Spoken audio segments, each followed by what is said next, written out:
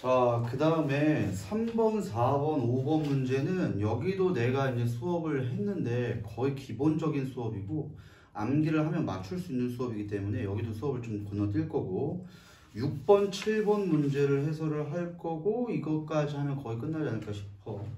8번 문제는 우리가 이제 유전자 발현 과정은 수업할 때 얘기를 했기 때문에 비교적 최근에 그래서 이제 얘기를 안 할 거니까 6번, 7번까지 하면 이번 동영상 수업은 이제 거의 마무리가 될 거고 선생님이 이거 촬영을 계속 해보니까 느끼는 게 물론 이걸 효과적으로 좀 보는 친구들에게 유리하지만 지금 촬영한 거는 이제 이번 수업 대체로 촬영을 한 거지만 앞으로도 내가 선생님이 촬영을 하긴 할 거야. 촬영을 해서 정말 좀 심한 문제 같은 거 촬영을 해서 올릴 거니까 그건 이제 내가 자료를 계속 줄 건데 그 중에 좀 심한 문제 같은 거 그 얘기를 할 때는 내 수업 듣고 선생님 좀 한 번 들었는데 잘 이해가 안 돼요. 그런 친구들은 다시 한번 동영상 보면 되게 이해가 잘 될 것 같으니까 앞으로 이렇게 해서 좀 이용을 많이 합시다. 대신 니들이 많이 봐야 된다 이걸. 네, 선생님 그 수업할 때 항상 그 촬영한 거 올리면은 좋아요 누르고 구독 누르고 알지 이건? 얘기 안 해서 할 거니까 이렇게 하기로 합시다. 자 6번 문제를 할 건데 6번 문제 할 때 우리가 이제 세포막을 통한 물질의 이동이 있었을 거야. 자 여기부터 조금 얘기를 할 거니까 잘 들어보세요. 자 세포막을 통해서 물질 이동. 자 세포막 아까 전에 잠깐 나왔지.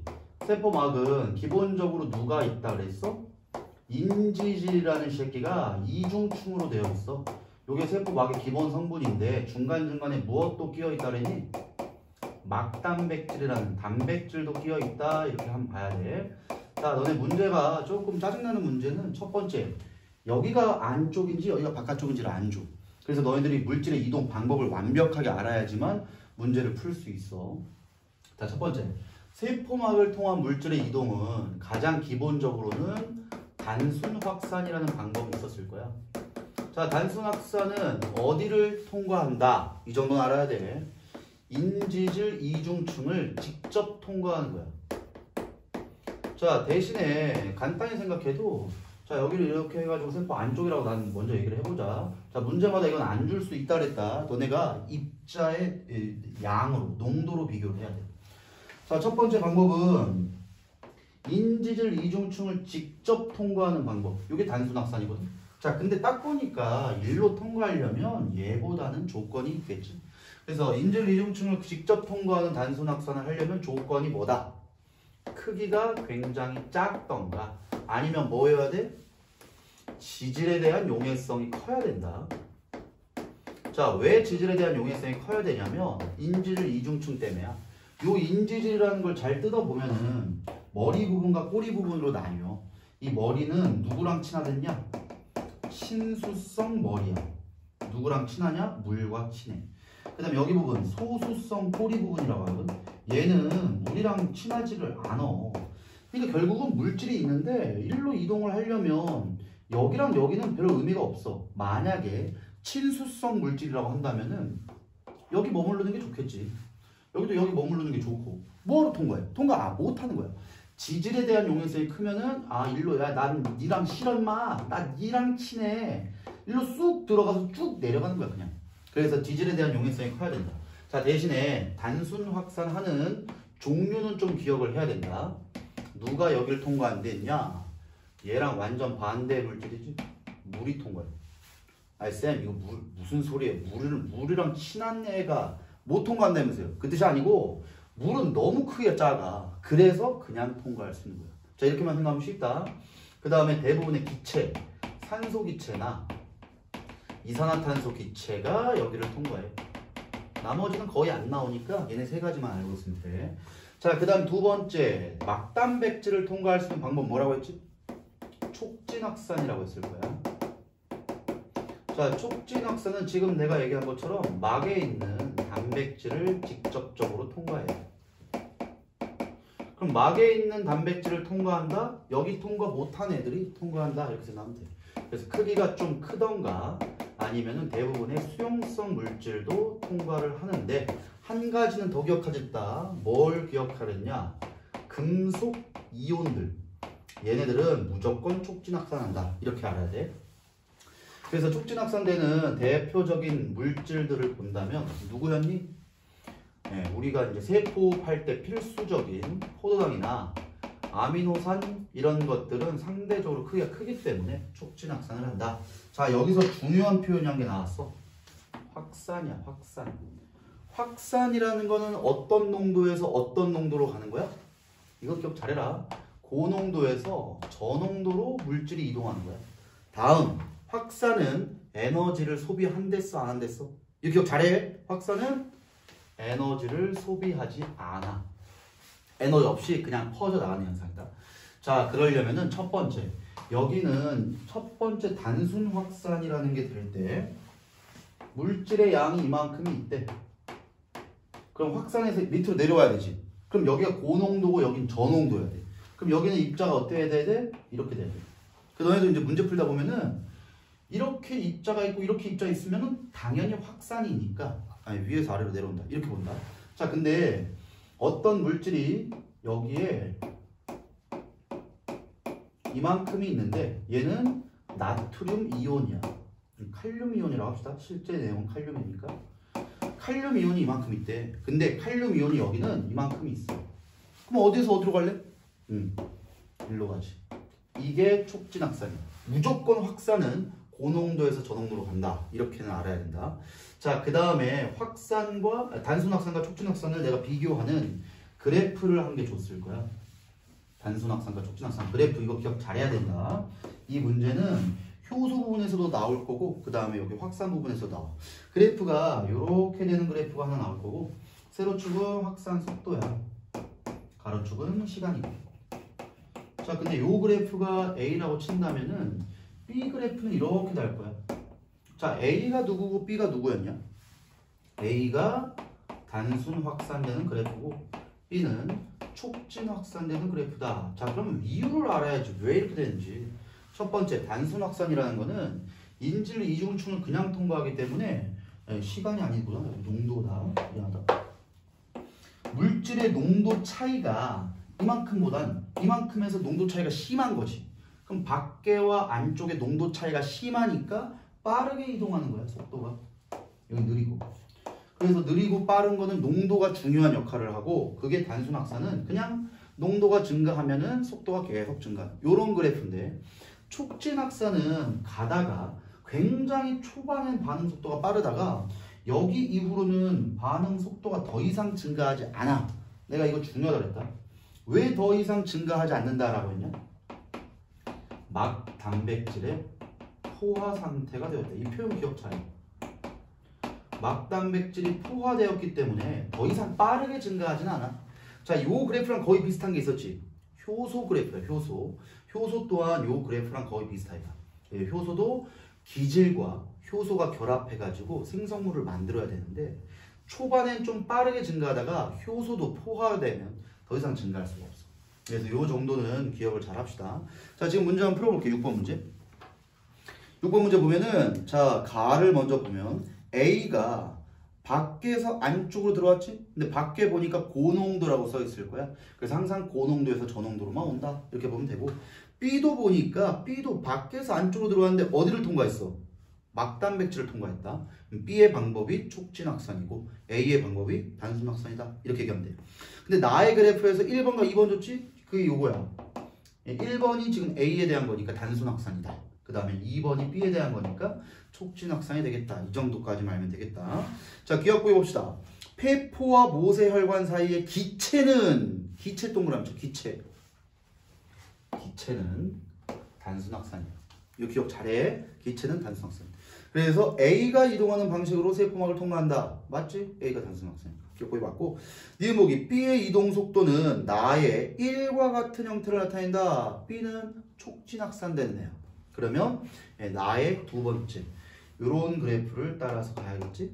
니은보기 땡. 디귿 A와 B는 세포막을 경계로 농도차에 따라 세포 안팎으로 확산한다. A나 B나 둘 다 확산이기 때문에 고농도에서 저농도로 이동한다. 이렇게만 얘기하면 돼. 답이 4번이 됩니다. 자, 그 다음 문제로 갑시다. 7번 문제. 자, 그래프 봐봐. 똑같잖아. 여기 효소인데 일단 효소는 몇 가지 특징을 좀 알아야 돼. 효소를 만드는 원료가 뭐다? 아까 얘기했어. 단백질로 만든다. 다시 단백질은 뭐에 약하다 그랬지? 열과 산성에.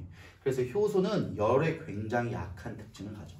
자, 근데 어쨌든 간에 효소라는 게 이렇게 한번 볼게. 자, 효소는 뭐를 도와주는 거랬니? 요것도 많이 나와. 효소는 언제 항상 써먹어야 되냐? 효소는 물질 대사할 때 굉장히 많이 나와. 자, 내가 수업할 때 다 얘기했어. 물질 대사란 고분자에서 저분자가 되든가 저분자에서 고분자가 되든가 고분자에서 저분자가 되는 방법을 무슨 작용? 이화작용. 저분자에서 고분자 되는 방법을 동화작용이다. 이때는 열이 출입을 하고 이때 효소가 관여하면 뭐를 낮춰준다라고 했지? 효소가 관여하면 활성화 에너지를 낮춰준다. 이렇게 얘기했을 거야. 이 표현까지 기억 잘해야 돼. 활성화 에너지가 작아진다. 대신에 절대로 건들면 안 되는 게 있었을걸? 반응 열은 언제나 일정하다. 자, 너네 그 책 보다 보면 이제 나올 건데 여기까지만 해줄게. 동화작용은 저분자에서 고분자 되는 거야? 고분자에서 저분자 되는 거야? 저분자에서 고분자. 동화작용은 이렇게 돼. 근데 이화작용은 어떻게 되는 거냐? 고분자에서 저분자가 돼. 자, 활성화 에너지는 얼만큼이랬냐? 등산하는 거랬다. 활성화 에너지는 이만큼이야. 여기서 올라가는 것만 생각하는 거야. 올라가는 것만 활성화 에너지 이만큼.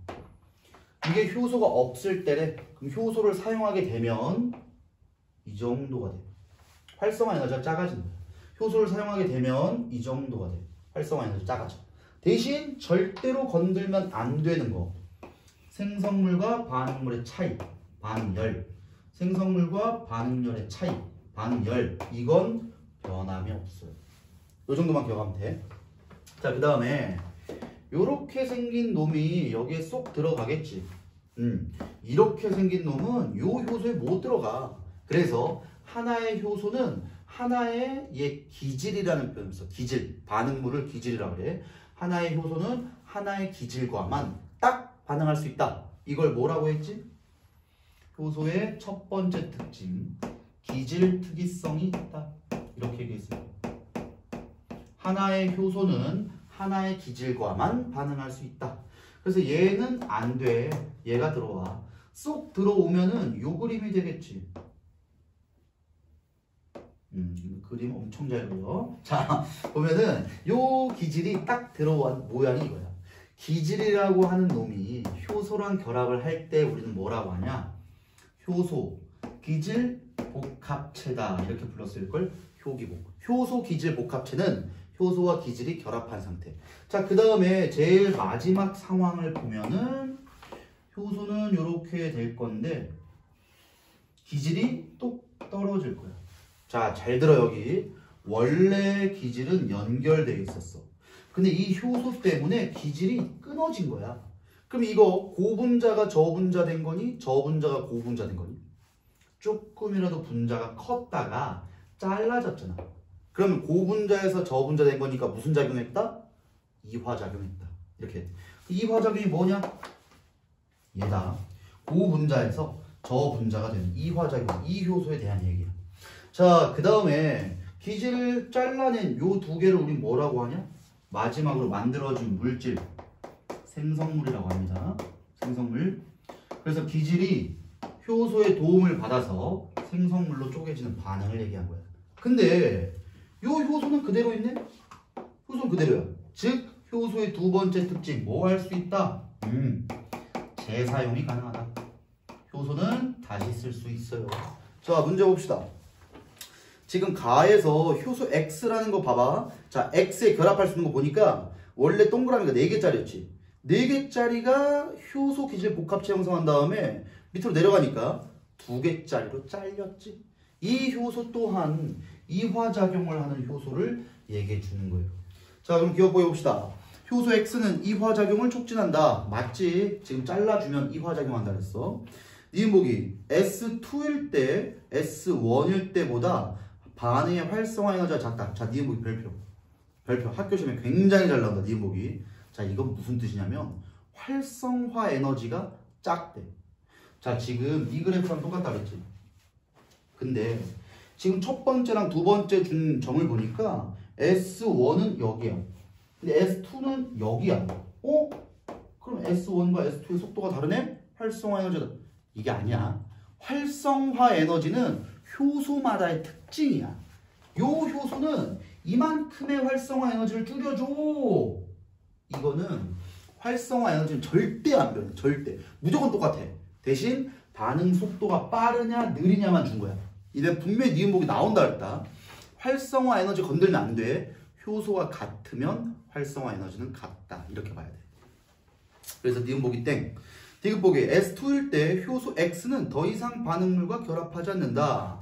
반응물과 결합하지 않는다는 거는 반응 속도가 완결돼도 결합해. 대신에 효소가 포화 상태에 됐기 때문에 똑같아. 막다면체 포화, 효소 포화.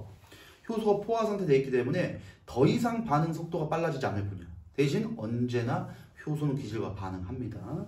디귿복이 틀려서 답이 1번이에요.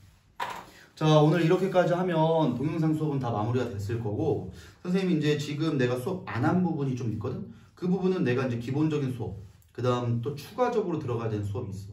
이건 본 수업에 할 거야. 그래서 이제 본 수업 때 다음 주부터는 아마 본 수업이 될 건데, 그때 더 하기로 하고, 오늘 수업했을 때는 좀 중요한 거 위주로만 뽑아내 있으니까, 너희들 동영상 보면서 굉장히 좀 중요한 부분 한번 정리할 수 있는 시간이 됐으면 좋겠고, 그 다음에 동영상을 보다가 잘 이해가 안 되는 부분이 있으면은 꼭이야. 꼭 앞에 완자 부분 다시 보면서 복수를 한번 합시다. 자, 여기까지 해서 동영상 마무리할게. 다음 주에 얼굴 보고 얘기합시다. 수고했어요.